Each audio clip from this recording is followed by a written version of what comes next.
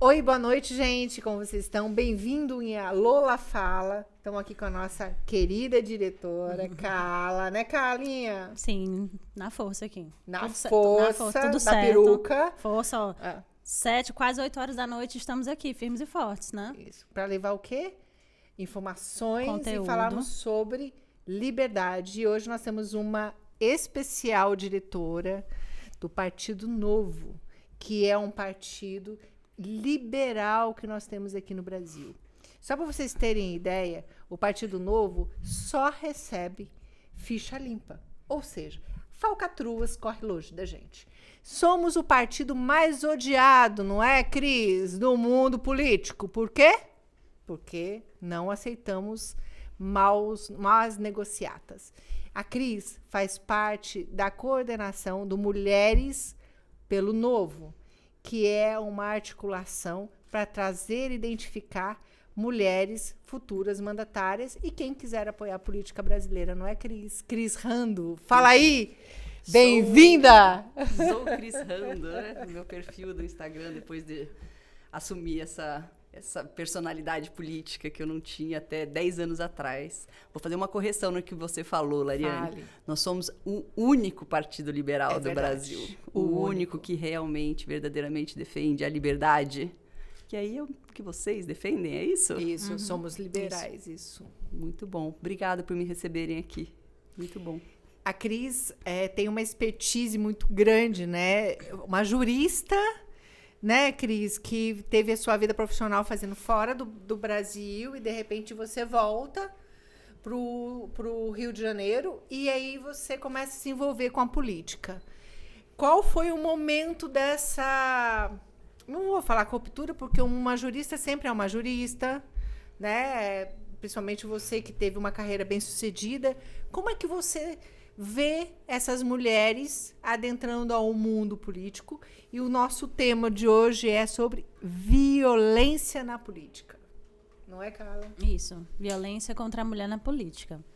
E aí eu queria que a gente, né, que você faça uma apresentação. A Lariane já falou um pouco da sua trajetória, mas de uma forma bem rasa, né? Apresenta um pouco. Quem que é a Cris Rando? Fala um pouco da tua jornada pra gente. Vamos lá. Eu tenho 48 anos, vai ser rápido. É uma baby. Vamos lá. Eu saí do interior do Paraná com 17 anos, fui para São Paulo. A gente tinha familiares ali em São Paulo, então meus pais ficaram no Paraná e eu fui para São Paulo estudar. Fiz direito e aí, durante a faculdade, eu comecei a fazer estágio. Eu fazia faculdade à noite, fazia estágio durante o dia. Comecei a fazer estágio em direito tributário e aí acabei indo me especializar em direito tributário. E saí e fiquei ali trabalhando. Então, eu passei 15 anos em São Paulo. Em 2006, surgiu a oportunidade para os Estados Unidos. E aí eu fui para os Estados Unidos em 2007. E passei 6 anos nos Estados Unidos. Era para ir passar 6 meses e a gente acabou ficando 6 anos lá. Na faculdade ali, de Direito, eu conheci o presidente da empresa que eu acabei indo trabalhar, na MSC. A MSC é a empresa de containers, de transporte marítimo em containers. E eu acabei, na verdade, Lariane, a parte da política, acho que é resultado de uma inquietude que existe em mim desde sempre. Assim,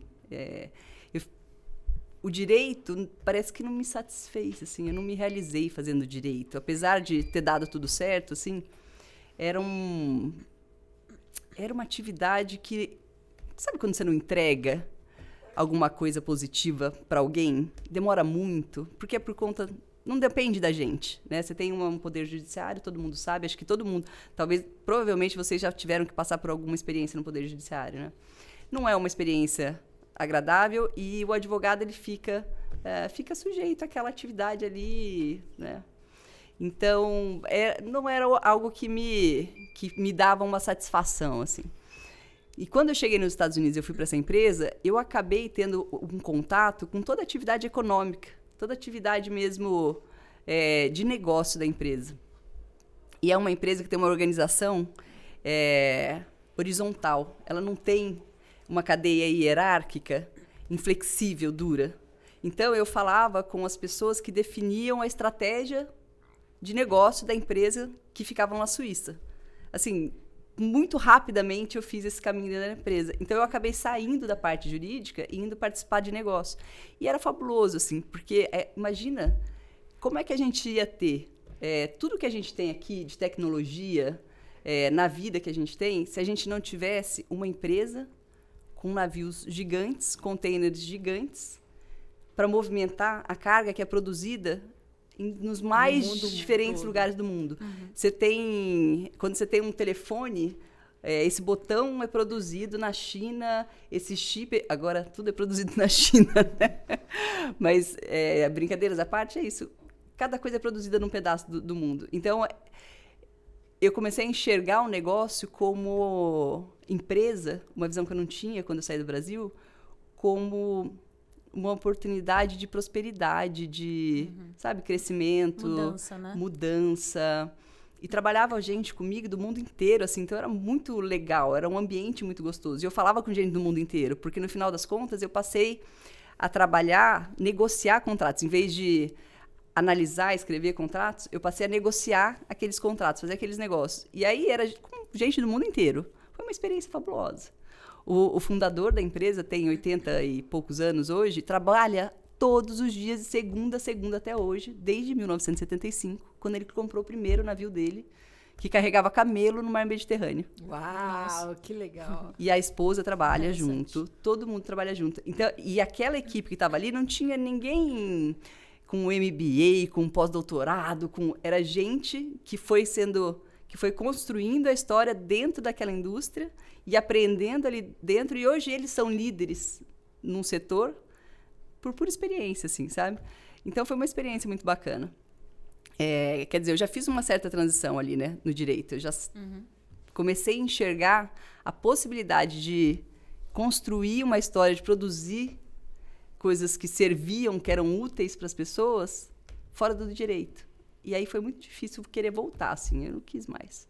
Quando eu cheguei no Brasil, aí em 2013 a gente voltou, eu voltei pela MSC. A gente foi para o Rio de Janeiro porque, cara, eu sou muito apegada à família, muito, assim. Pais, irmãos, primos, a gente tem uma turma muito, muito unida, de estar todo mundo junto. Então foram 6 anos difíceis, assim. Era para ficar 6 meses, aquilo foi evoluindo. E aí, 2012, vamos voltar? Vamos voltar. E eu falei, eu vou pro Rio de Janeiro, que meu irmão tá lá. Vamos pro Rio? Vamos pro Rio. E aí a gente voltou pro Rio. E eu vim com essa ideia de montar um negócio meu. A vida nos Estados Unidos é muito simples, assim. Ela é muito... Apesar das pessoas não terem todos esses direitos que a gente tem garantido aqui, né? Não existe CLT lá. Você não tem direito nenhum lá. Você tem o seu trabalho e o fruto do seu trabalho. Só que você trabalha, e as leis funcionam de uma forma que parece que você sabe o que vai acontecer daqui para 10 anos. Tanto que o americano, ele nasce fazendo plano de aposentadoria. Ele já sabe que ele tem que fazer o plano de aposentadoria. Então, ele não precisa de alguém tutorando ele. Ele vai se construindo, ele vai se fazendo, ele vai... e a vida é muito fácil lá. As coisas são acessíveis, tecnologia acessível. Eu lembro, eu estava lá em 2007, em 2008, acho que veio o primeiro iPhone. Cara, era muito legal. Eu era uma pessoa simples ali. Não tinha uma vida luxuosa. Eu tinha um iPhone, no lançamento do iPhone. E aí, isso viabilizou o quê? O contato com a minha família. Super fácil. A gente ficou muito mais próximo. Meu irmão tinha morado na Inglaterra um pouco antes e não tinha tido essa facilidade de contato com a gente, né? E aí, então tinha essa parte. Eu queria fazer alguma coisa no Brasil quando eu chegasse. E eu pensava que eu ia montar uma empresa. E aí eu pensava na cabotagem. Porque a MSC não conseguia fazer cabotagem no Brasil. E eu não entendia por quê. Ela fazia cabotagem, transporte marítimo de portos nacionais, entre portos nacionais. Então, por exemplo, o que vocês produzem aqui, para sair daqui, para ir para um porto do próprio país, chama cabotagem. E aí tem uma legislação específica, é super regulamentado. Os países protegem muito isso para uma atividade interna. E aí, quando eu cheguei, eu falei, gente, a gente precisa de cabotagem no Brasil. O Brasil é um país, né, continental, é super difícil. E aí eu comecei a pesquisar. Daí a primeira coisa que eu vi é que era impossível. Porque eu ia ter que pagar propina para um monte de gente. Uau! Porque o Estado estava dentro. Vocês lembram do que aconteceu? Como chamava a empresa? Sete Brasil. O que aconteceu quando veio a Lava Jato, quando veio... Sim. Era um dos setores altamente envolvidos nas questões de desvio de dinheiro e tudo mais. Questão do porto, né? É porque os portos, eles têm essa dinâmica do Estado de intervir. Só fazendo um adendo aí na tua fala, mas só uma curiosidade.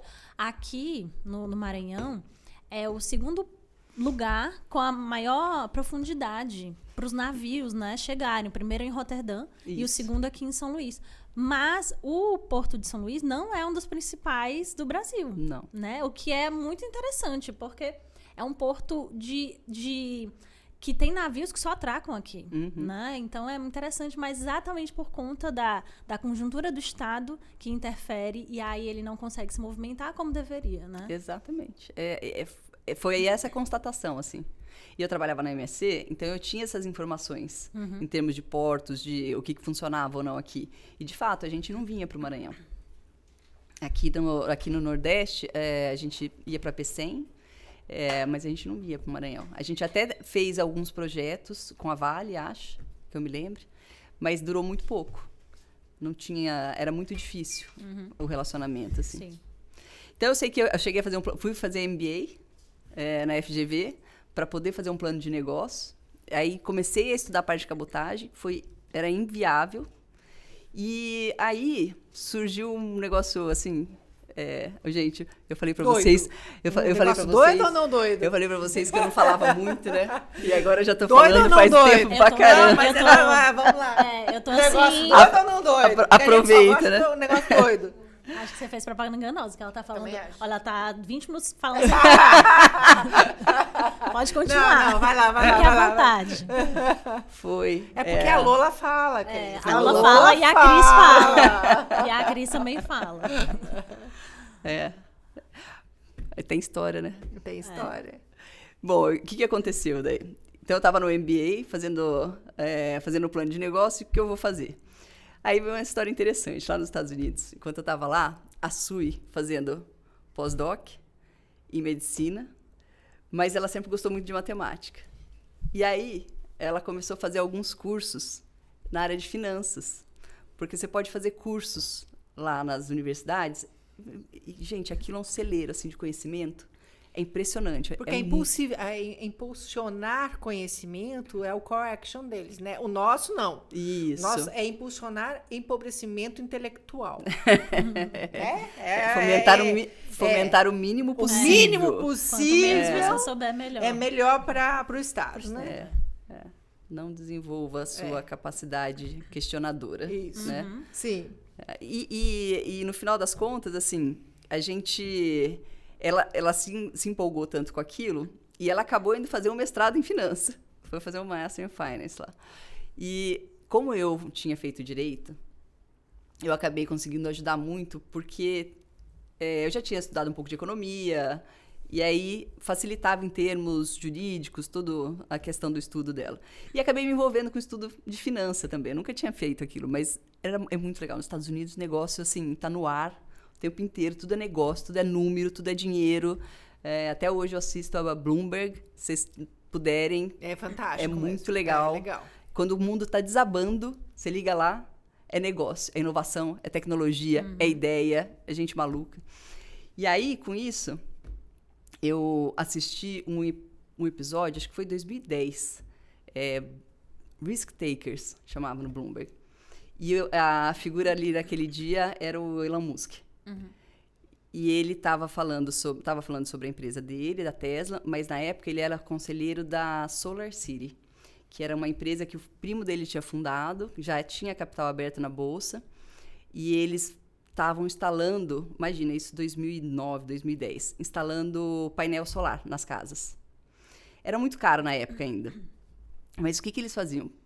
Eles arrecadavam, eles montavam fundos, eles iam no Google, Apple, Bank of America, eles montavam fundos, assim, de 800 milhões de dólares.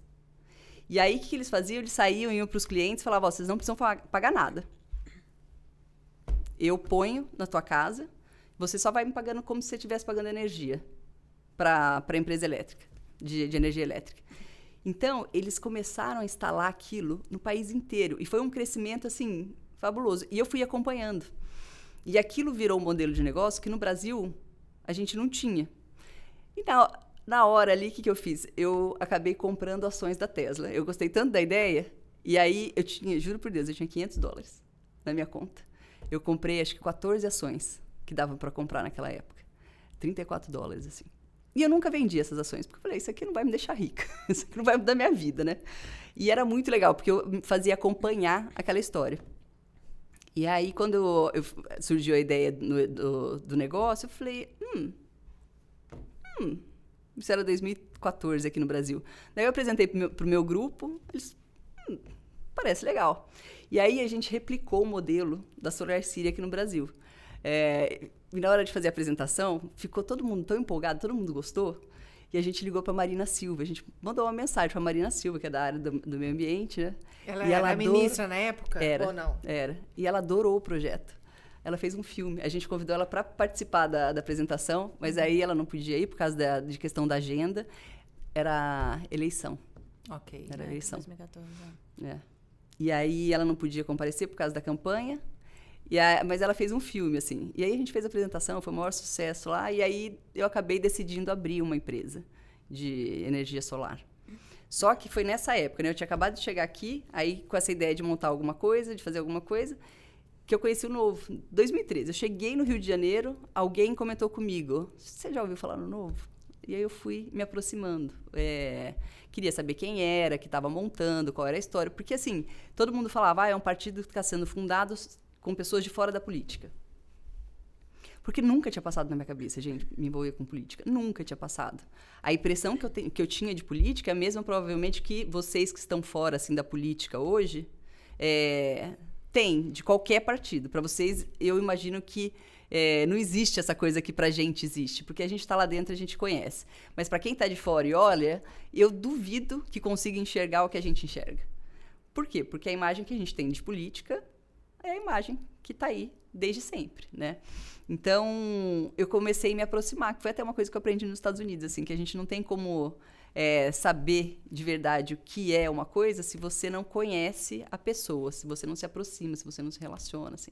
E daí eu comecei a me aproximar dos fundadores, familiares, participar de reuniões, e aí eu vi que, de fato, não era alguém da política, vi que de fato não era um partido do Itaú, como diziam, né? Eu falava, é um partido do Itaú.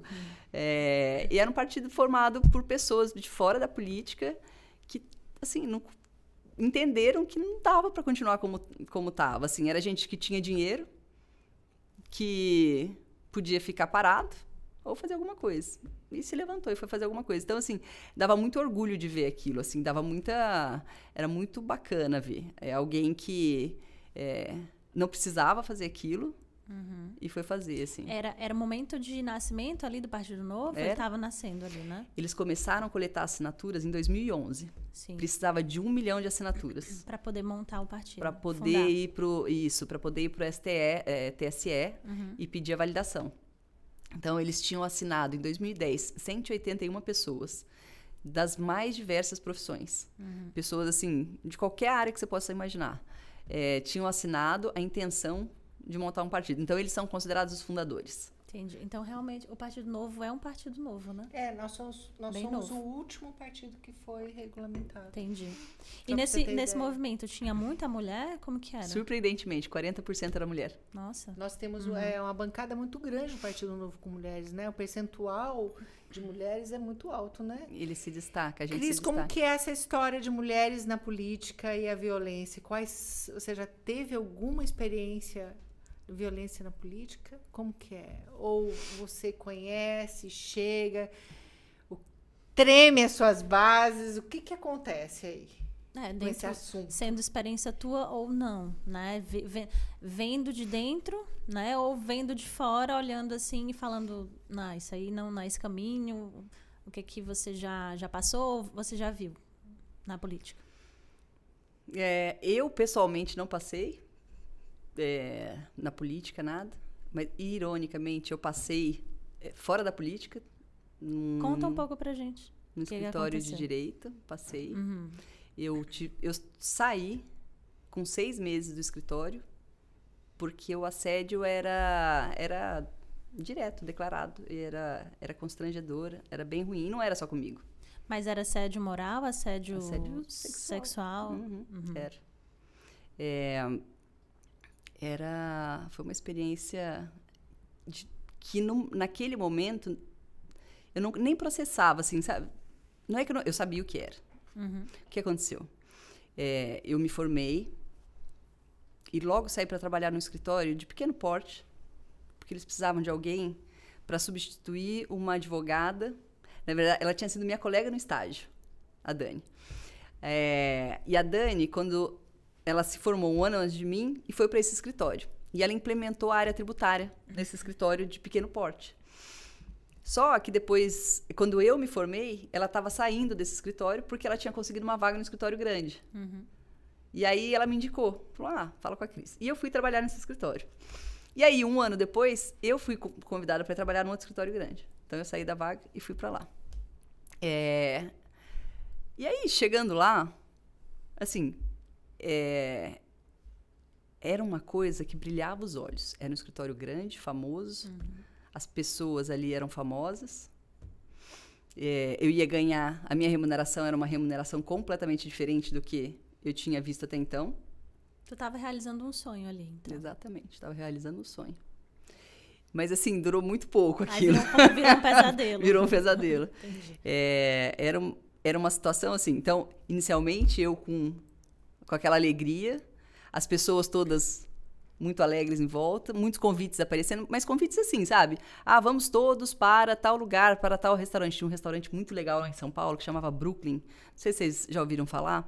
Era um restaurante onde os garçons eram dançarinos, como se fosse um espetáculo da Broadway acontecendo real time quando você estava no restaurante. Era Legal, maravilhoso, legal. assim, era muito bacana. Conheço. E um dos sócios adorava levar a gente para lá. Mas não era só eu. Ele levava a turma, sabe? E isso criava o quê? Super gostoso. Você tá, assim, trabalhando no lugar que você gosta, tá legal, e aí você vai para um lugar legal, e aí as pessoas começam a ser gentis demais, né?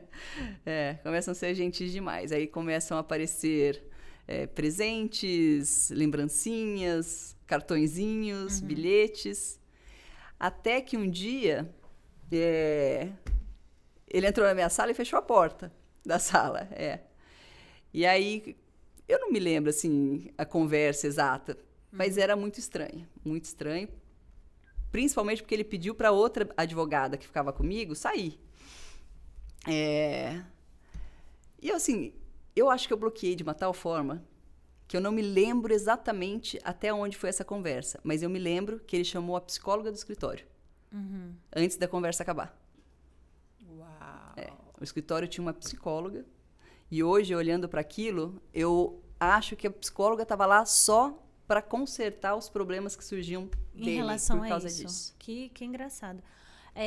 Teve uma fala tua que ficou marcando aqui, martelando na minha cabeça, que foi que você falou assim, eu não estava processando muito bem o que era até então, né? Porque a gente faz isso. A mulher, pelo menos eu também tenho esse comportamento, já sofri assédio muitas vezes, e a gente tende a não processar porque é uma via de escape. Exatamente. É um escape mais brando, digamos assim. Porque quando a ficha cai, que isso realmente aconteceu, é muito pesado. E dói muito, é muito dolorido. Né? Também eu penso, Carla e Cris, que nós temos que estar sempre com os nossos radares muito ligados. Alerta, né? Porque o mundo corporativo, ele é muito bruto. O mundo político é bruto a 10ª potência. Sim. Então, você tem que sempre estar com o raciocínio mais rápido, com a palavra na ponta da língua, né? Com as suas ações muito bem afinadas, né? E tem uma coisa que eu vi esses dias e eu lembrei muito de umas coisas. Eu trabalhava com uma empresa de navegação que se chama Luigi Serra, italiana. E aí, era muito isso também. o mundo masculino, você vai para uma reunião, a gente resolve aqui, tal, a gente alinha aqui, tá tudo bem. Daí eles saem para tomar o uísque e fumar o charuto deles. E tudo muda. E tudo muda. É isso. Aí você chega no escritório no outro dia, peraí, não foi isso que aconteceu, né? E aí, então, porque você não foi para os lugares que ele foi, não tomou o uísque junto com eles, não foi para os lugares que eles queriam ir, né? E aí, quando a mulher se coloca numa posição estar numa posição de confronto ou de assédio, esse momento de até branco que se dá, ou de você, parece que seu corpo fica no local, o seu espírito sai e sua mente trava. É uma coisa meio que incompreensível que acontece. Saber. Aí você vai pra casa, toma um banho, olha no espelho e fala, caramba, o que aconteceu comigo aqui? Exatamente. Né? Peraí, deixa eu tentar lembrar a fala, que muitas vezes a gente não sabe, né? O que eu fiz para que ele se aproximasse de mim, né? Qual o sinal que eu dei, como se fosse culpa nossa. Nossa, né? Esse episódio acabou de uma forma... Para mim, no fim, foi positivo até. É óbvio, né? Positivo porque não foi pior, né? Mas... Ainda bem, né? Mas em qual sentido? O que aconteceu? Eu tinha saído do escritório que eu fazia o estágio, mas eu tinha mantido a amizade. Eram só homens naquele escritório, homens bem mais velhos, no escritório que eu fazia estágio de direito tributário. Eu adorava o Dr. Robinson, o Dr. Carlos Eduardo, o Dr. Luiz Fernando Mussolini. Até hoje me lembro muito bem deles, assim. O que eu fiz? Quando a coisa começou a ficar estranha, eu conversava muito com o Dr. Carlos. Falei, Dr. Carlos, está acontecendo um negócio esquisito aqui. E aí, eu fui encontrar com ele, mostrei os bilhetes, mostrei os... Nossa, presentes. Ele ficou indignado. Ele ficou, assim, passado. Ele queria ir lá. Ele queria ir lá. Só que a gente se falava naquela época por e-mail, só não tinha chat, não tinha WhatsApp, não tinha nada. Então, era o computador do escritório e eu usava um Hotmail. E aí, a minha comunicação com o Dr. Carlos começou a ser pelo Hotmail. Teve um dia que eu fui chamada na sala do sócio. Porque eles viram as mensagens. Ele mostrou para mim. Eles liam o meu e-mail pessoal. Nossa, que o meu abusivo. Hotmail. Sim, nossa, muito abusivo, sim. Super abusivo. E aí, eles me ofereceram lá um dinheiro para eu ir sair. E aí, eu saí. E isso foi uma das coisas que me fez, assim, não querer ficar no direito. Traumatizante, né? Eu não gosto muito da palavra trauma, mas eu acho que, não que eu não reconheça que haja trauma, não sei porque, mas eu não gosto dessa palavra trauma. Mas que bom. Porque... É bom não gostar. Eu não gosto dessa palavra trauma. Entendo. Foi marcante. Uma questão ali que fez você mudar. Foi uma experiência na vida. Sim. Foi uma experiência na vida que teve uma marca. Não foi em termos de ambiente, porque o caso em si era ruim. A situação exclusiva ali, essa situação específica era ruim. Mas se eu for olhar em torno, era todo o entorno era ruim, porque não era só eu que passava por isso. E eu sabia. Tinham outras meninas que passavam por isso. E tinha algumas que cediam. Sim. Então, era um lugar que eu não me sentia... em que não havia esse relacionamento. Hoje, na política, eu já estou na política e os relacionamentos que eu construo são esses, como com a Lariane. Entendeu? É um relacionamento que a gente se conhece, a gente se respeita. Isso. Ponto final. Ponto final. Não E não é só com a Lariane, não é só com mulher. Com os Pelo homens contrário. também. É um ambiente, como você disse, masculino, em que a gente tem um relacionamento especial. E pensa que não tem briga? Tem. Muita briga. Mas é uma briga, e aí eu acho que tem um pouco a ver com essa pergunta que você fez. É um espaço de disputa. É política. Se você pensar, é um espaço de disputa também no seguinte sentido. Você tem um número limitado de vagas. Sim. Então, se você quer aquela vaga, você tem que concorrer com muita gente naquela vaga. E aí acaba, né, as regras não são respeitadas, porque é igual um jogo de futebol. Você tem regras. Se você tem um juiz que não aplica as regras, o jogo descamba, vira várzea. Fica horrível de assistir o jogo. não é? E a gente tem esse problema no Brasil hoje, né, de um país em que as regras não são aplicadas. Mas aí também eu mesmo falo, eu mesmo me desdigo. Ó, eu fiz direito em 1998. Sim. E eu me lembro que eu tinha uma dificuldade enorme, porque a lei, ela fala assim, se você matar, você está sujeito a uma pena de 30 anos. Só que, se você fez isso com a intenção de outra coisa, a sua pena vai ser 25. E se você usou a arma tal em vez da arma tal, a sua pena cai para 20. E se você tiver cometido isso pela primeira vez, a sua pena cai um pouco mais. Uhum. Mas, se você for para cadeia, cumprir esse tanto de pena e se comportar bem em tantos anos, você sai com menos. Vai abrandando. Você não tem uma pena. Sim. Você não tem um sistema que as pessoas falam, né, muito do STF. O STF está com um problema hoje. Sim, eu também eu concordo, acho que há um ativismo, mas tá antes, o problema está antes, está na legislação. É o famoso hashtag só que não. É isso aí. Você tem uma lei super séria, mas super... só que não. Mas veja bem, depende. Depende. E aí, o que acontece? Esses dependes são usados de acordo com o nome de quem está sendo julgado Não, e pelo os nome que está dependes julgando. São também definidos pelo humor de quem está sentado do outro lado. Né? Seja do juiz, seja do ministro, seja de quem for. Exato. Quando você cria essa lista, esse rol de possibilidades para alterar a punição que está prevista na regra, por que não? Né? Então você, desde o começo da sua trajetória política, que você faz parte do Novo. Né? E no Novo você não teve você tem essas disputas, né, enfim, o que todos lá dentro têm, né, homens e mulheres. Isso. Mas, então, nunca dentro da tua trajetória tu sofreu alguma questão por ser mulher, ou algum assédio, ou algum desrespeito dentro do Novo? Não. Não. E até, se você for olhar para minha trajetória dentro do Novo, eu comecei lá em 2013, indo para as reuniões. E aí, naquela época, a gente ainda estava na fase de coleta de assinaturas, né? Precisávamos das 500 mil assinaturas. Então, eu iniciei minha participação indo para as reuniões, conhecendo as pessoas. Fui para as ruas coletar assinatura. A gente tem lá a Praça 15, que fica ali na região das Barcas, que faz a travessia Rio-Niterói. Meio no centro ali, não é? Isso, um volume de pessoas, assim, impressionante. Grande, né? E aí eu ia para lá com uma prancheta, com várias coisinhas assim, com outros voluntários, e saía pedindo para as pessoas assinatura.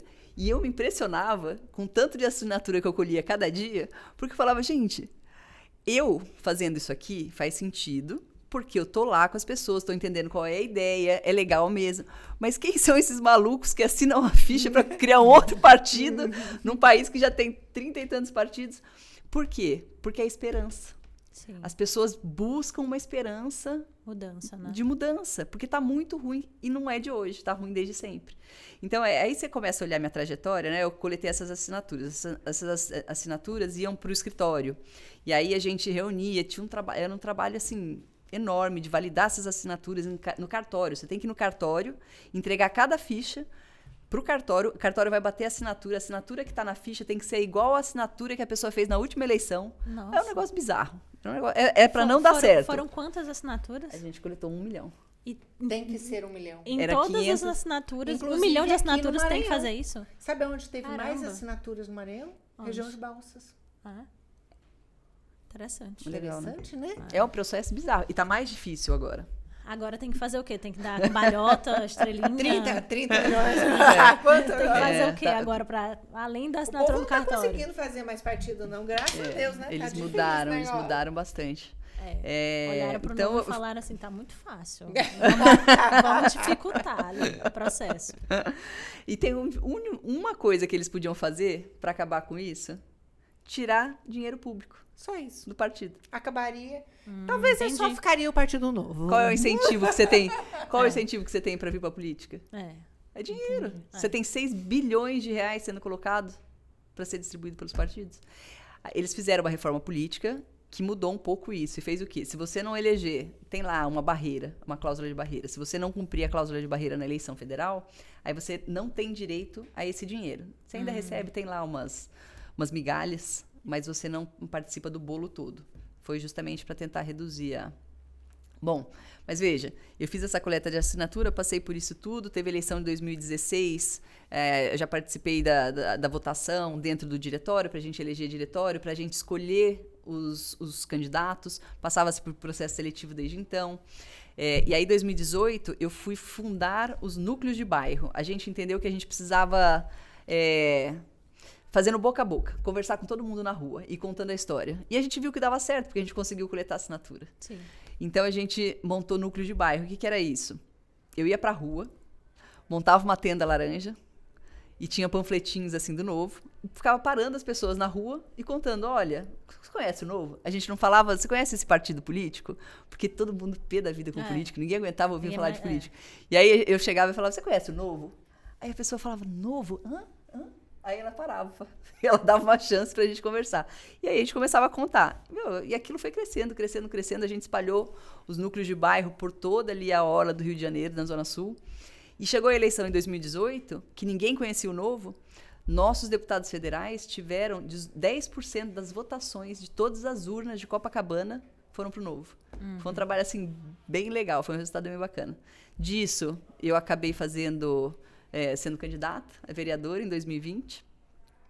Tive 2.187 votos, não deu para ser eleita, mas eu ajudei a eleger o Pedro Duarte, que é o melhor vereador do Brasil, assim. Ele é fantástico, ele é sensacional e ele não teria... É do Rio de Janeiro, capital. E aí, em 2021, ia ter eleição para o diretório estadual, né, que é um conselho com 5 pessoas. A Lariane faz parte até, né, Lari? Aqui do Maranhão. E aí, na hora... de montar chapas para participar da eleição, eu participei como vice-presidente na chapa. Era um presidente, vice-presidente, secretário administrativo, financeiro e institucional. Então, eu participei como vice-presidente, com meu colega lá, o Marcelo Leone, e a nossa chapa foi eleita. E aí, eu virei vice-presidente do diretório estadual. Eram 4 meninos e eu de mulher ali. E no fim, meu presidente renunciou depois de 4 meses. E ela sumiu. E eu fui escolhida ali como presidente. Você foi a primeira, né, presidente, não foi? De diretório estadual? Foi. De DE? Foi. Fui eu mesmo. Que eu lembro de uma reunião que só os presidentes ficam. E aí a gente tem um hábito de ficar junto, mas fica a câmera só para vocês e tal, o diretório fica participando, é natural, né? Porque até o partido, ele é muito interessante, a forma de gestão do partido, né? Ele é muito fluido e muito democrático. Muito. Né? A minha voz tem peso, a voz da Ana tem peso, né? A voz do Glaucio tem peso, e isso é importante. A gente não ali é um fantoche. E aí eu só via ela ali como presidente, falando, olha, a única mulher. Então, assim, eu não tenho... eu tinha um relacionamento com o Diretório Nacional muito legal, tudo era conversado, me ligavam. E isso que a Lariane falou, da questão da democracia partidária, assim, é muito bacana. Quando eu assumi como presidente, eu falei, presidente, todo mundo olha e fala, presidente, né? Um partido político, ele não é uma empresa, ele é uma entidade democrática. E o grupo, o conselho é que toma decisões. E é um conselho formado por 5 pessoas. É óbvio que você tem atribuições pelo estatuto, que são atribuições do presidente. Se ele quiser, ele baixa lá uma resolução e fala, é assim que vai ser. Só que qual é a probabilidade de dar errado? Grande. 99,99%. Porque a política já é um negócio difícil. Se você não tem o apoio de todo mundo, se você não tem o consenso para trabalhar, você pode até fazer aquilo, mas você vai passar a sua vida brigando. Mas, olha só, você junta um grupo de pessoas que pensam muito parecido num número enorme de pontos. E você se junta, você se une com esse grupo, porque esse grupo quer transformar a realidade, trazer uma realidade diferente para o país. Você olha em volta e fala, tem um grupo de pessoas que pensa assim, a gente pensa diferente. Vamos nos unir para tentar transformar a realidade, deixar mais próximo do que a gente acredita? Vamos. Aí chega lá, são 5 pessoas, e é óbvio, qualquer decisão micro gera divergência. E a Qualquer gente decisão. já teve situações de diretório Muito. que, inclusive, foi até cassado, foi fechado no Brasil por causa dessas coisas, né? Também por causa disso. Porque não há... Porque não há isso. Porque essa se conversa. Você que é muito sério você ser diferente, tem um preço de ser diferente. Colocar pessoas que respeitam a diferença. Afinal de contas, somos liberais, né? Sim. É isso. Se você começa a usar a sua atribuição para tomar decisões que ninguém ali concorda, você começa a afastar as pessoas ou ter resistência. Eu li quando eu assumi lá a presidência, eu fui ler algumas biografias e histórias, e uma delas foi da Angela Merkel. Porque ela ficou muito tempo, né, no poder. Sim. Então, e ela é muito elogiada. E uma das coisas que eu li, muito interessante, é que a pauta do casamento entre pessoas do mesmo sexo na Alemanha era uma pauta que ela, pessoalmente, não aprovava. Ela é conservadora. Sim. Mas ela não achava justo, razoável, nem democrático que ela não pautasse. Ou que ela não permitisse que o parlamento pautasse porque ela pensava assim. Então, ela levou essa pauta para debate nacional, mesmo não concordando com aquilo. Por quê? Porque ela achava que aquilo era democrático, que a população tinha que decidir o que era melhor para o país. Então, isso me marcou muito, essa leitura me marcou muito. Em todo o tempo que eu tive de trabalho lá como presidente, eu não tomei uma decisão sozinha. Só que isso dá trabalho e leva tempo, porque você tem que falar com muita gente. Porque, no final das contas, não são nem só os 5 membros do diretório. Você tem diretórios municipais, filiados do estado inteiro. Como é que eles pensam? Você vai tomar uma decisão sua que você acredita? Ou você vai tomar uma decisão que representa todo mundo? Isso dá um mega trabalho. Então, muita gente, além do... A gente tem um hábito autoritário no Brasil, eu acho, sabe? A gente tem um hábito autoritário. Você acha que vem do que isso? Ai, Lá não sei. lá. Não sei de onde vem. Eu acho que vem Você do... acha que vem da Eu onde? acho que vem do meu pai, Lariane. Esperta. Né? Tá certo, tá certo. Não, é sério, do meu pai e da minha mãe, porque ali os dois são muito autoritários. E eu imagino que todas as famílias têm pais e mães autoritários. Né? Não sei mesmo dizer assim, nunca fiz uma análise profunda. Eu vou até procurar, assim. Se você for pensar na história da humanidade, acho que as pessoas têm uma tendência um pouco autoritária, né? É um exercício. Eu acho que é uma habilidade que a gente vai desenvolvendo como humanidade, até como espécie. Né? Quando vê um mais fraco ali, quer montar em cima, né? Quer subjugar de alguma forma. Se for pensar, né? A escravidão é algo que existe desde o começo. Sim. Desde sempre. Então, foi uma experiência super bacana. E veja, uma das decisões mais difíceis que eu tive ali enquanto presidente foi definir candidato a governo do estado em 2022. E nós, no Rio de Janeiro, tivemos a situação mais complexa. Nós tivemos 2 filiados querendo ferrenhamente a oposição. Ferrenhamente. É importante falar como que é o processo, né? O processo é qualquer filiado pode, que se julgar, né, capaz, pode se inscrever num processo seletivo, né, Cris? Isso, exatamente. E aí podem os 2 chegarem com notas de alinhamento. E habilitados, né? E habilitados. E aí cabe ao diretório a convenção. A convenção definir isso. E aí que o bicho pega. Porque, veja, a gente tem um processo seletivo que não é um processo excludente. Não é um processo excludente. É um processo que avalia a aptidão da pessoa para ocupar aquele cargo, caso ela seja eleita. Né? Isso é exclusivamente do novo. Só o novo. Só o novo faz. E aí tu tá falando esse processo em termos políticos. Por exemplo, o que a pessoa entende de política, o que é isso? Não, em termos de gestão também. Tá, gestão porque e política. Porque você vai ter que fazer a gestão do seu estado, a gestão da sua cidade. Sim. Isso é importante. É bem importante. É o caminho. Eu diria para você que de tudo que o novo trouxe para a política, essa é a parte mais importante. É a aptidão e a habilidade que você precisa para gerir um negócio. Desculpe, Cris, a gente teve um deputado federal, que é o Mitro, quando ele esteve aqui no Maranhão, ele veio como candidato, né, a vice-presidente. E aí, no carro, eu perguntei para ele, Mitro, por que você não saiu candidato a deputado federal? Porque provavelmente uma grande margem de ser reeleito. Seria reeleito. Ele falou assim, porque não é a minha aptidão. Eu não gostei. Não gostei da atmosfera. Eu sou um gestor. Né? Exato.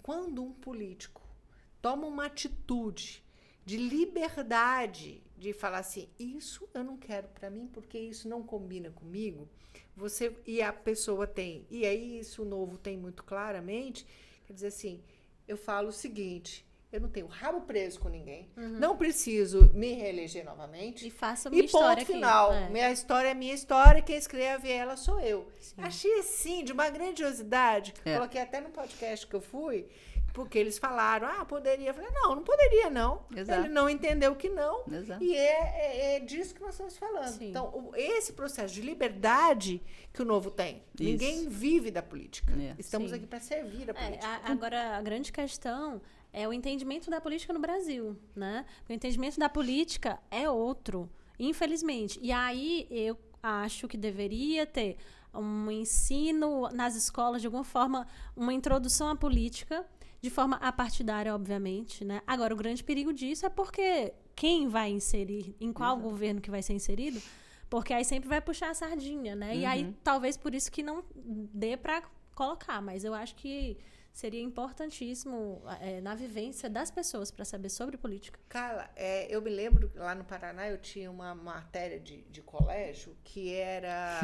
Ciências sociais. Ciências sociais e educação do lar. Educação cívica. Educação moral cívica. Moral cívica, uma coisa moral, estranha. isso. E a gente aprendia todos os tipos de governo que tinha. E se discutia isso, né?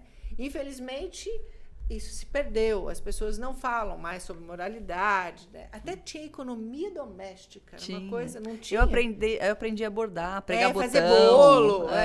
E olha, eu estudava em escola pública. Também. Eu estudava em escola pública. Interessante. Eu vou contar um caso rápido aqui. Eu estudava numa escola... Não vou dar o nome aos bois, né? Porque, enfim, não sei onde que esse podcast vai parar. Isso. Mas eu estudava com a neta de políticos, né? Muito famosos daqui, o grupo que mandava aqui no Maranhão. E... É muito difícil saber. Ninguém vai Mas dizer. mantenha assim. Epa, Mantenha assim. se alguém falar, eu vou negar tudo. É. Tá? Então, eu estudava com essa neta dessa família. E tinha um professor de história que ele era completamente avesso a isso, a essa dominação, tudo isso. E ele sempre atacava, sempre atacava. Toda a aula de história, ele atacava. Ela ficava pra morrer. E ela, assim, né? Muito empoderada e tal, não sei o que. Saía da sala, ia na coordenação, fazia... Enfim, um escarcéu. Mas, gente, a gente ficava só assim, comendo a pipoca, assistindo. O que ia acontecer entre o professor e a menina. Era ótimo. Mas, ó, você falou um negócio muito interessante, que eu tava... que a política não é isso que a gente vê. A política não é isso que as pessoas veem. É muito triste que a gente tenha... que a população tenha... talvez, né? Então, assim, tem uma coisa muito legal do Novo, que é a possibilidade da gente mostrar o que de fato é a política para a população, assim. É muito legal isso. E aí, essa questão do cargo técnico que você fala, a questão que a gente falou da aptidão, da habilidade, né, e ferramentas que a gente apura durante o processo seletivo, ela não está só na hora da escolha dos candidatos. Ela está também na hora dos candidatos eleitos montarem suas equipes de trabalho. Eles assinam um termo de compromisso, quando eles se tornam candidatos, eles assinam um termo de compromisso dizendo, eu me comprometo que no momento que eu for eleito e que eu tiver que montar a minha equipe, essa equipe vai ser montada a partir de um processo seletivo que vai levar em consideração as aptidões dessa pessoa para ocupar o cargo. Para evitar a questão da nomeação política e para a gente trazer eficiência para a política. Quem entra lá tem que saber o que está fazendo. Exatamente. Isso é importante. Isso é a coisa mais importante. É a coisa mais importante. Eu lembro que teve uma vez que eu vi, eu não lembro onde que era, qual a situação, mas era um deputado que estava sendo entrevistado, sei lá o quê, e ele era dentista. E ele não sabia de nada. E foi entrevistado, e tal, isso e aquilo. No final, assim, ele já estava tão sem saco para responder as coisas que ele falou assim, eu não sei, fala com o meu assistente, como que é o nome? Meu assessor. Meu assessor, que eu não sei de nada, eu sou dentista.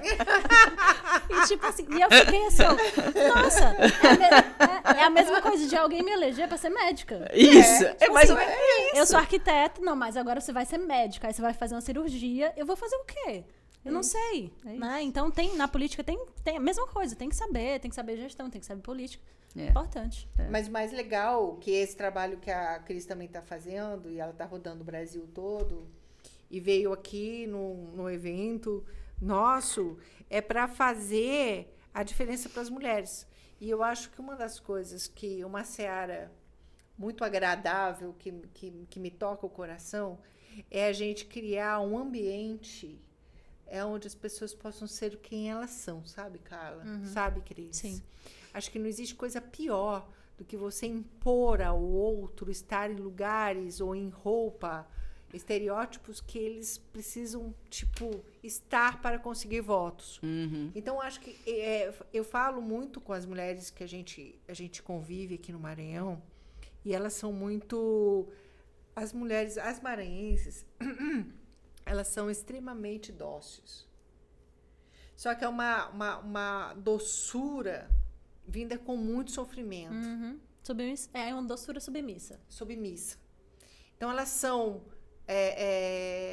carinhosas, atenciosas, mas elas têm um quê de tipo assim, eu podia estar numa vida bem melhor. Elas têm uma consciência de que é um estado riquíssimo e que foi, usando o termo que a gente usa aqui, muito injustiçado, porque foi muito sugado. Você veja, São Luís é a capital do Nordeste mais rica.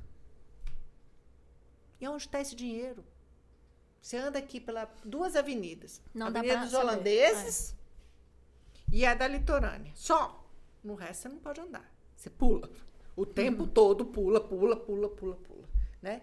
Nós temos problema de saneamento básico, né, Carla? Sim. Seríssimo. Nos seríssimo. bairros mais, digamos assim, Zona Sul, Não, vocês têm o bairro problema. com metro quadrado mais caro daqui Tem tem esgoto aberto. Você vai na casa de alguém e você sente o cheiro de outros alguéms. Não é? Sim, Então, infelizmente. é muito ruim isso. Então, assim, e aí a gente pergunta, né?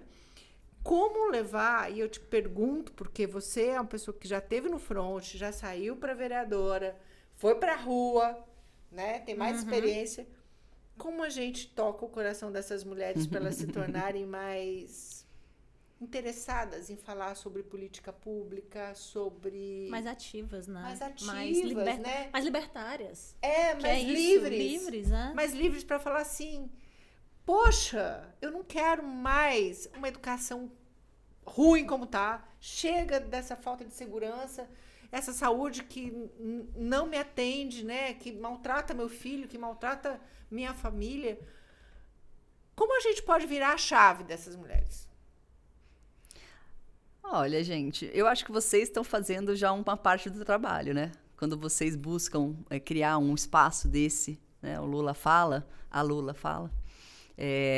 Vocês estão fazendo um pouco desse trabalho, porque é um ambiente para a gente falar, né? Para a gente conversar, falar sobre o assunto.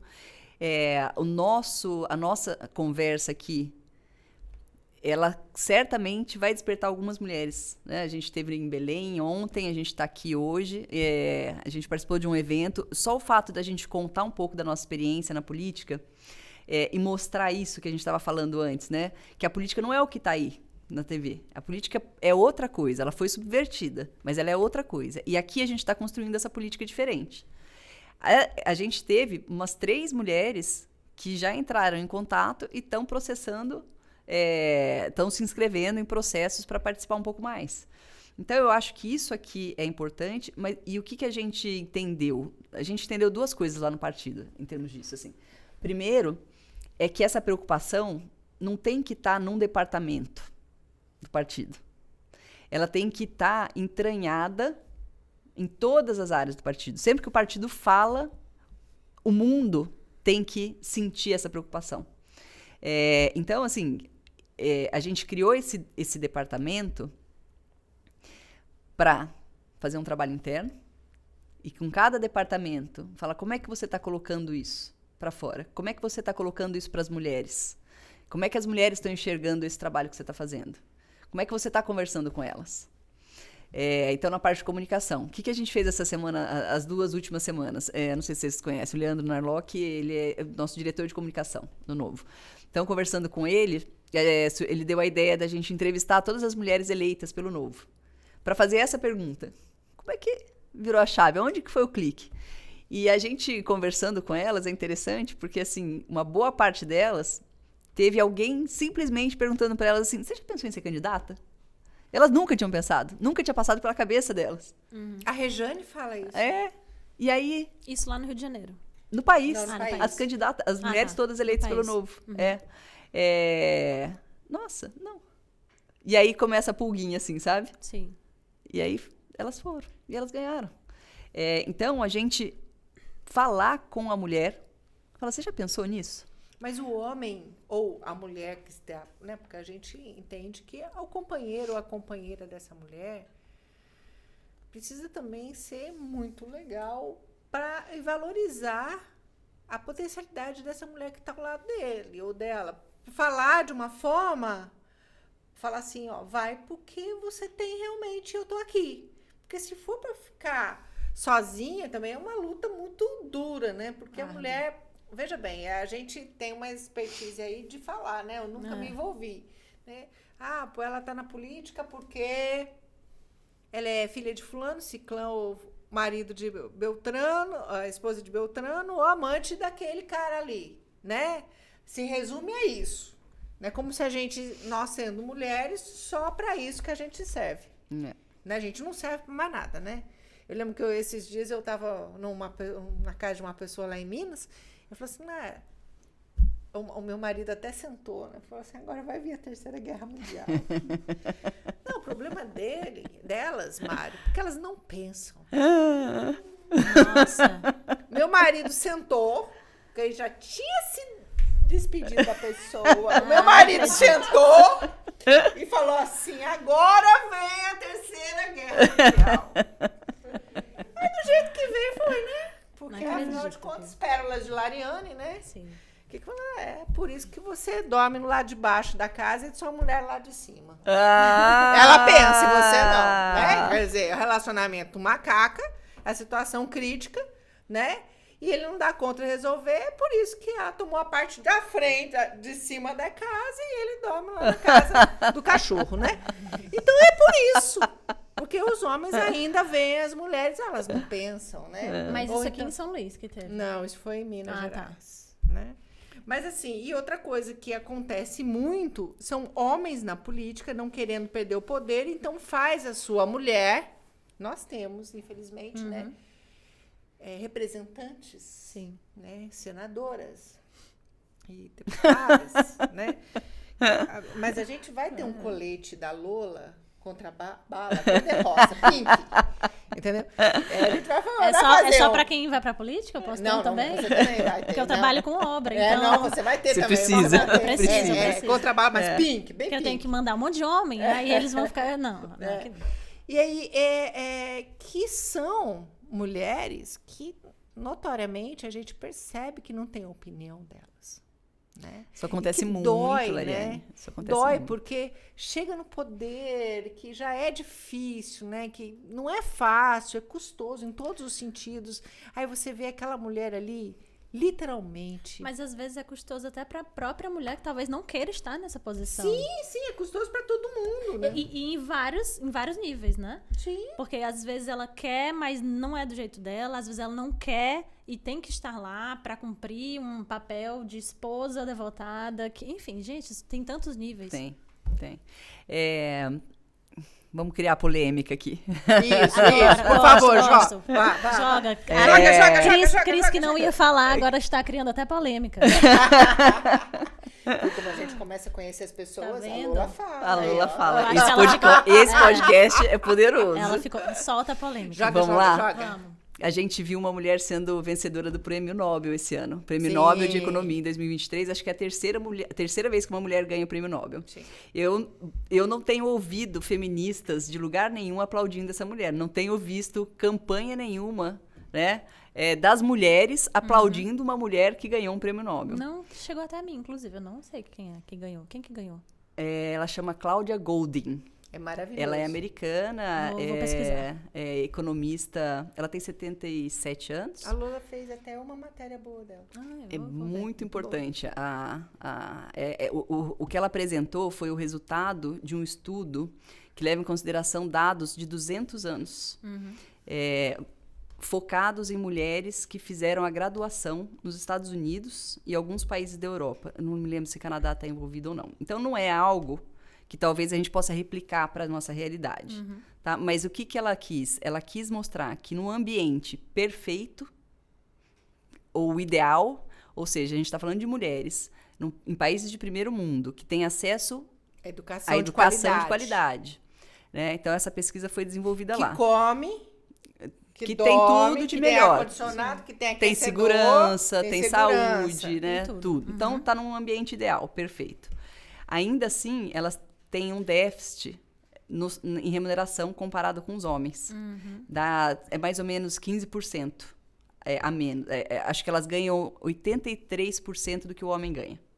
Se elas ocuparem a mesma posição, se elas tiverem a mesma história dos homens ali, elas têm uma remuneração de 83% do que o homem tem. Então, ela foi tentar entender. A pesquisa dela foi analisar dados de 200 anos para trás até agora para tentar entender uma possível causa. Ela não se propôs a dar solução.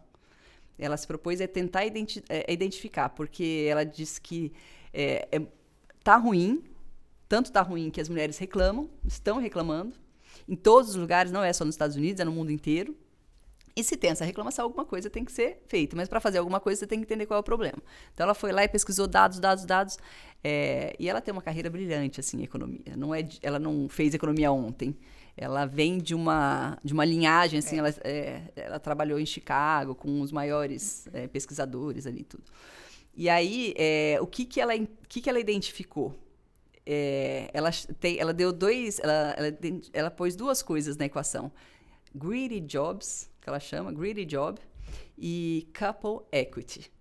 O greedy job, o que ela falou? Que essas posições que ela estava analisando são posições que... Como é que eu coloco isso para vocês?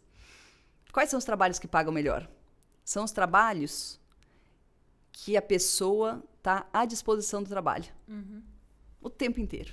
Ela não tem vida particular e ela só vive de trabalho. Ela vive Pro do trabalho. Pro trabalho, isso. E aí ela entendeu que as mulheres... A pesquisa é muito legal. Assim, eu li o livro, mas eu não cheguei ainda a fazer um estudo detalhado. Mas então, assim, o que tem ali? Mostra que até uma certa altura, logo depois da formação da faculdade, homens e mulheres entram no mercado de trabalho. E até um certo momento, até os 35. A remuneração é a mesma. Eles estão bem próximos, a diferença é muito pequena. Depois do momento em que as mulheres têm filho, a remuneração cai. Eu imaginei que fosse isso. E aí, o que mostra? Não é só esse dado, tá? Não é só a questão de ter filho, não. É super complexo o estudo que ela fez. Mas a conclusão que ela chegou é que esses trabalhos remuneram a pessoa que vai se especializando mais. Quem se dedica mais vai ficando cada vez mais especializado. E aí você tem uma eficiência enorme na entrega. Quanto tempo você leva para fazer um projeto hoje?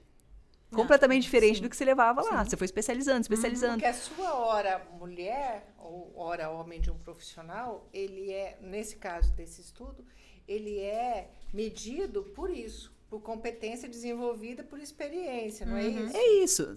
Você vai desenvolvendo. Então, a hora de trabalho, o valor da hora começa a cair.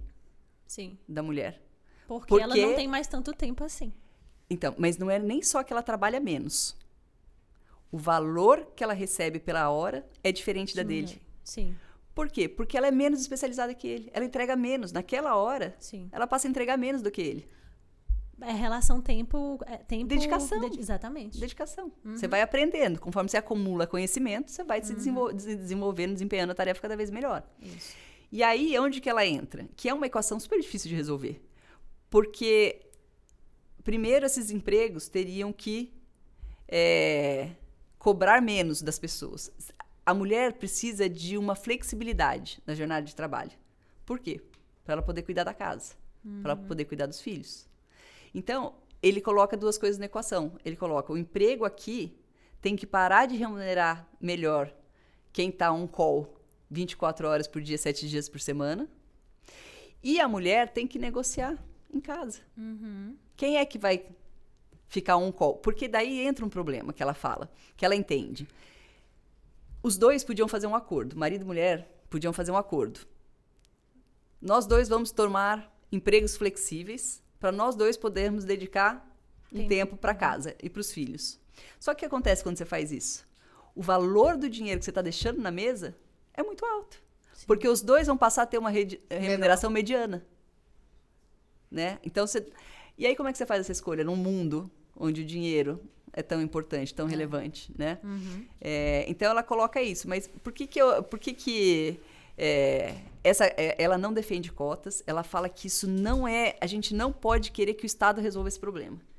Que a gente tem que entender o problema, discutir o problema e resolver entre a gente. Que a gente não pode exigir que o Estado... Faz todo sentido. Faz todo sentido. Porque é uma negociação. Né? Até porque... Quantas regras de políticas públicas, a gente vai falar amanhã sobre isso, quantas políticas públicas existem e nada mudou? Não vai mudar com uma ordem vindo de cima para baixo. Porque ninguém mais sabe o melhor da sua vida do que você, o que está acontecendo na sua casa. Né? E de repente é importante essa flexibilização e faz com que você cresça com tudo que está acontecendo na sua vida profissional.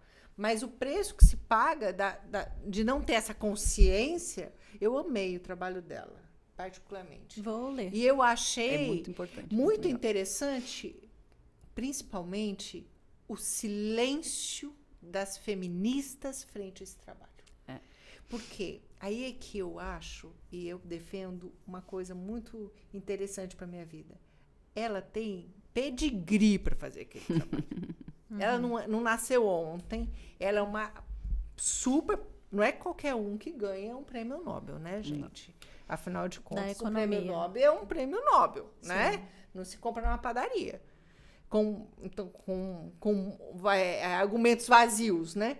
Então, a argumentação dela foi muito bem sedimentada e o que eu acho mais importante é que quando ela define essa questão de produtividade, de expertise, de tempo e tudo mais, faz a gente trazer essa realidade, a gente consegue analisar essa realidade deles, que está muito longe de nós, daqui do Brasil, daqui do Maranhão. Dessa vida segura.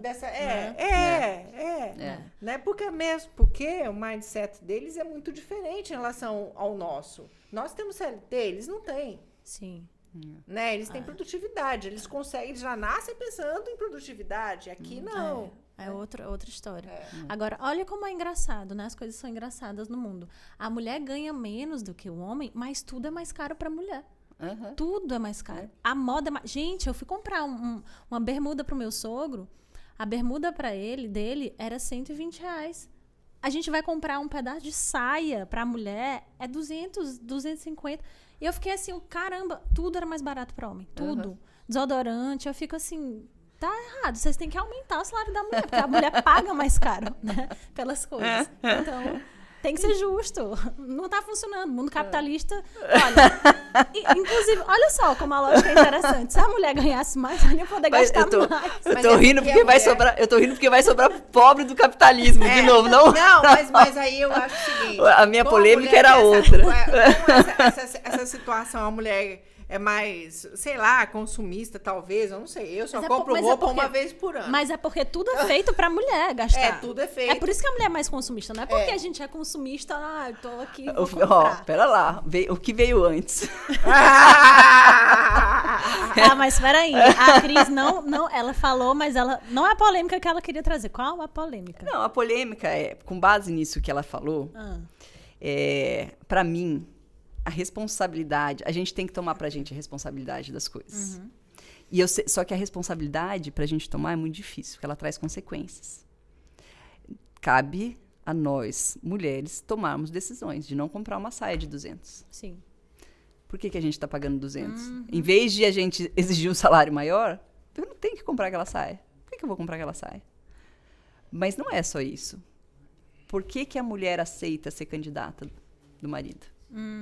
Não, e candidatas laranjas. Mas Exato. mas- Exatamente nesse ponto. E tem que falar, tem que ir lá e falar. Assim, a Lariane sabe, mas o meu meio é basicamente mulher, né? Eu sou completamente matriarcal, né? eu nasci e cresci numa família de mulheres, só mulheres. O meu núcleo, só mulheres, e sou casada com uma mulher. Então, assim... eu tenho muitas amigas que são hétero e tudo mais. E eu sempre escuto elas falarem assim pra mim: Carla, eu te admiro muito, continua o que tu tá fazendo. E pra mim é assim: o que eu tô fazendo?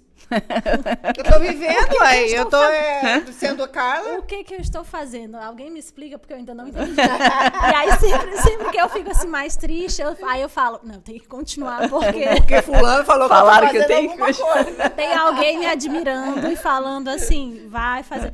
Então, assim, mas eu acho que nem a Cris falou, tem que continuar, tem que fazer, tem que falar, tem que se posicionar mesmo. Sabe por que, Carla? Eu acho que você desperta esse tipo de reação. Porque a tua fala é muito coerente com o que você é. E as pessoas estão precisando de coerência nessa vida. Né? Hoje as redes sociais, elas estão tão estranhas, né? Vivendo vidas que às vezes não são delas, né? E aí por muitas vezes as pessoas não querem se enxergar. Tantas mulheres, né, falando aqui, estão infelizes sexualmente, não têm condição, não tem a coragem nem de se conhecer, nem de se tocar, nem de se perceber, né? Muito menos passar pela cabeça de sair à busca de uma coisa que ela queira. Então, quando você, uma profissional, uma pessoa jovem, bem resolvida e tal, fala assim: gente, eu sou isso aí, ponto final, porque poxa, olha... Tá aí, gostei? Vou Caramba. me inspirar, né? De alguma forma. Olha... ela não é uma doida, assim, tal. Ela come, ela vai, ela trabalha, ela rala, ela vai ao banheiro, ela é tudo normal. Só que ela propôs. Eu sustento. O que eu faço, o que eu sou, eu sustento. Mas eu acho que tá faltando isso, sabe? As pessoas serem quem elas são. Elas não têm coragem. E eu reconheço, tá? Eu reconheço que nós vivemos num mundo duro, inclusive em relação à violência física. A mulher... ela é vítima, sim. A gente não pode desconsiderar isso. Eu tenho, assim, sensibilidade e vejo... A gente vê isso todo dia na televisão. A Ana Hickman, agora. A Ana Hickman, exatamente. Uma mulher que tá privilegiada, empoderada, rica. Exato. Não impediu nada disso, impediu que ela fosse violentada. Exato. A gente talvez só saiba do que está acontecendo porque ela é tudo isso. Exatamente. E ela tem como se segurar. Então, assim, eu não consigo também... culpar algumas mulheres de não conseguir levantar a voz. Porque às vezes não tem como, né? Eu nunca apanhei, Se nunca fui libertar. vítima de violência, mas eu imagino que não seja fácil você viver sob ameaça todo dia de uma violência e falar: não, eu vou sair daqui com a ameaça de eu vou sair, mas eu posso morrer. Não é brincadeira, né? Não é brincadeira. Então, quando eu falei para vocês da importância dessa rede aqui e de todas as redes femininas que a gente vê nascendo, para mim tá nisso, da gente anunciar essas redes como lugares seguros para mulheres que estão enfrentando esse tipo de situação poderem passar a mão no telefone ou entrar no Instagram, mandar um direct e falar: tá acontecendo isso aqui, eu não tenho para onde ir, não tenho o que fazer, posso contar com vocês? E a gente oferecer um espaço para acolher essas mulheres. Porque se a gente tiver que contar com a justiça, a gente já sabe que não tá. Né? Acho que a questão de se criar uma aliança de mulheres que saibam o que é a liberdade é para mostrar muito claramente de que muitas de nós já estivemos no inferno. E quem já esteve no inferno sabe a porta da saída. Essa é a vantagem. Né? Eu já tive lá, eu sei como que eu saio. Então, Tem vem porta, aqui, né? Tem porta. A primeira coisa Vem é aqui tem que saída. eu vou te levar para a porta. É. E eu acho que é essa coisa de você falar sobre assuntos tão espinhosos como falar sobre liberdade, a falta de liberdade, né? Eu, por exemplo, eu sou fruto de vários níveis de violência familiar. E eu, por exemplo, minha mãe sofreu cárcere privado. Nossa, Literalmente. A família viu minha mãe entrando na igreja e depois saindo no caixão.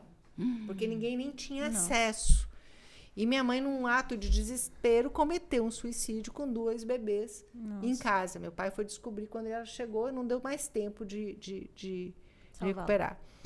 E essa coisa da liberdade, para mim, ela é tão forte porque ela me traz muito as tentativas das mulheres da minha família de fazerem coisas tão doídas e doidas e não compreendidas naquele momento em prol da liberdade. Então, eu tenho histórias de minha tataravó cortar o cabelo, servir o cabelo para o meu tataravô, falou, agora nunca mais vai esquentar, você vai reclamar da comida estar fria, porque eu agora não tenho mais cabelo longo para secar aos ventos.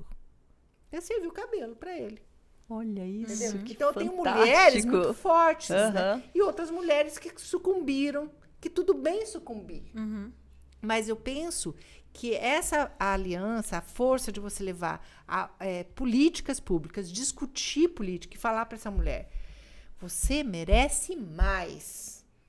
Não tá bom o que estão te dando. Você está recebendo migalhas do Estado.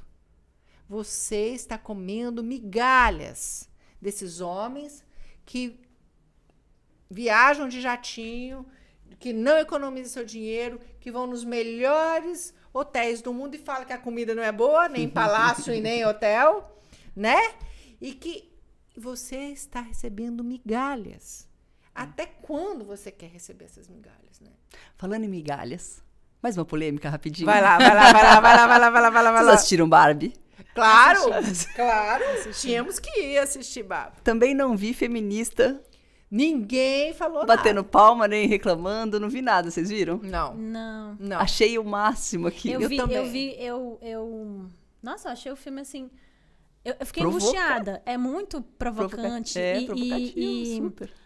Mas eu fiquei angustiada e e na hora que eu fiquei angustiada, eu percebi o quão ruim. Mas essa chave tem que virar, mas o quão ruim é a gente ser mulher na nossa sociedade. Porque isso! Enquanto a Barbilândia ali tava comandada por mulheres, eu fiquei assim, nossa, que lindo e tal. Quando inverteu, começou a me dar uma dor no peito, fisicamente. Exatamente. E eu comecei, engraçado, a minha reação na cadeira foi começar a me encolher. E eu falei, caracas, olha que interessante isso, né? Fazer essa comparação com a vida real. Eu fui assistir também, porque a Anne, que é a nossa presidente da Lola, fez uma matéria fantástica. Aí eu falei, não, agora tem que ir. Aí meu marido, ele falou assim, onde você está indo? Eu falei, eu estou indo assistir um filme, mas agora? Era tarde, assim, tal. Eu falei, sim, mas você não vai me esperar para eu ir? Eu falei, eu vou assistir Barbie. E eu fui toda de rosa. Que legal! Fui, tem as fotos. Que legal. Aí eu não fui não. Mas eu levei minha mantinha. Poxa, Lola. Mas eu não fui de rosa. Mas gente, O que você achou? Eu achei fantástico. Sabe por quê? Olha só. Quando eu comecei a assistir aquilo, eu achei hilário, achei, sabe, forçado, mas eu reconheci a situação. E eu estava assistindo com a minha mãe. A minha mãe não gostou daquilo. Eu falei pra ela, mãe, mas é a realidade inversa. Ela, não acho. E é a realidade inversa, é exatamente o inverso. Mas o que eu acho que mais pegou pras feministas foi a cena final. Aquela cena! Do Ken ajoelhado e falando, só uma vaguinha no conselho, por favor. Cara, é o que a gente faz com a cota. É o que a gente faz com as cotas. É humilhante. É humilhante. E a gente não precisa disso. A gente não precisa disso. A gente só precisa que a mulher perceba e crie coragem de sair de onde ela está. Com certeza. Mas ela só vai sair, ela tá, se você falar como diretora do Partido Novo, dentro desse movimento, a Carla falar para suas amigas, para todo mundo que chegar, eu acho que esses bottoms que a gente tem, sabe, eles são muito impactantes. Eu tô usando, acho que há 2, 3 dias só, porque chegou para as entrevistas, mas as pessoas olham e falam assim, que é isso? Aí eu falei assim, olha, eu não sou de hotel, né, que parece uma coisinha de hotel assim, né, das recepcionistas de hotel. Aí quando Seu nome é Lola? Tudo bem, Lola? Lola, como você tá? Tudo bem, Lola? Eu falei, aí chega você atrás, ué, você duas também é Lolas. Lola? Também você é Lola, né? E eu acho que essa provocação, aí quando lê Liberdade, talvez eu coloque o nome né? da minha filha, Lola. Aí. E aí a gente discute a liberdade, a pessoa fala, cara, mas existe isso. Vamos criar uma enfim, geração né? de Lolas? Lolas, Vamos pôr os várias nomes das Lolas. filhas em Lola? Mas eu acho que essas ideias, assim, que pegam, né? Você veja bem, aqui no estado do Maranhão, a gente nem lançou, né? Vamos lançar ainda, estamos aí no processo de lançamento. Loletes. As Loletes, talvez, né? Quem sabe, de Loletes, pomponzinho. A gente pode criar os pomponzinhos das crianças, né? Futura Lola, futura Lola. Muito bom. Fernanda é adepta. Ela disse que ela vai ser a primeira da fila. Os pompons. Vamos finalizar. Eu queria dizer que a Cris vai voltar mais vezes pra fazer podcast aqui com a gente, porque só esse não deu. Não deu. Vai ter que ser mais vezes, por favor. Foi gostoso Convidada. mesmo. E principalmente porque a gente descobriu uma Lola que habita nela. Sim, e você tá Que vendo que ela gosta de fala. Ela fala. A Lola que habita em nós mudou isso pra mim. Eu vou pedir pra eles fazerem uma edição só com tua fala, pra ver quantos minutos que vai dar. Tá, depois vocês me mandam. Cris, muito obrigada. Foi um prazer. E assim, as portas da Lola, nossa, tá à sua disposição. Você fez uma pergunta num outro episódio, que foi o que é liberdade para você. Sim, o que é liberdade para você? E eu fiquei me perguntando, para mim, o que era. E eu tive em Portugal, não conhecia nada, tive lá esse ano com a minha mãe, e a gente foi conhecer a Rigoleta. Rigoleta, né? E tem uma torre que ela é para dentro. Dentro da Rigoleta, assim, ela não tem janela para fora, você entra e vai descendo, você vai enxergando o interior. E quando eu entrei, é um lugar tão bonito aquilo, quando eu cheguei ali na entrada, tinha uma mulher pegando o ingresso, e eu falei para ela, mas escuta, por que esse cara fez isso? Você é arquiteta, né? Talvez você conheça essa história. Eu não... E aí ela falou assim, porque ele quis e porque ele podia fazer. Cara, que melhor definição de liberdade? Eu quero, eu posso. Então, assim, eu acho que o que talvez esteja faltando para as mulheres é elas construírem condições para elas poderem fazer o que elas querem, sabe? Mas eu acho que a partir do momento que você quer, você vai atrás, constrói as condições para você poder fazer aquilo. E a hora que você pode fazer o que você quer, você tem a liberdade como ela... Bravo! Fechamento com chave de ouro. Da nossa Cris Rando aqui. Maravilha. Muito obrigada. Muito grata. Obrigada, Cris, gente. beijo no Adorei estar coração. aqui.